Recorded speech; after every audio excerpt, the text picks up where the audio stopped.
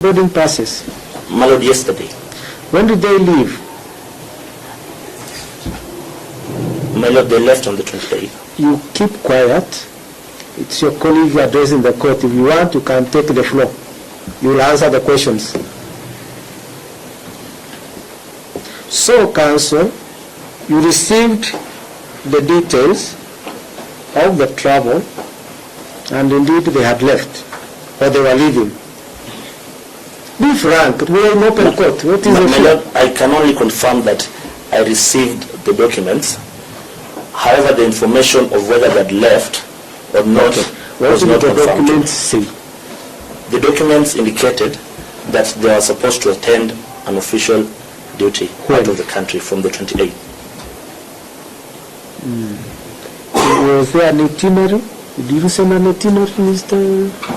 Boarding passes? Yes, madam. So are there boarding passes?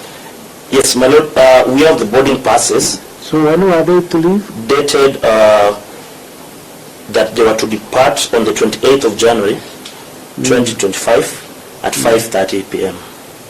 So when you are receiving the letter was yesterday. Yesterday. So yes. they must have left. They must have left.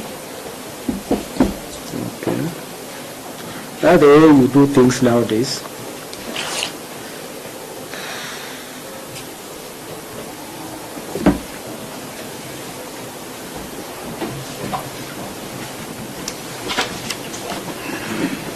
Both the first and second respondents? Sorry? The two respondents. The first and second.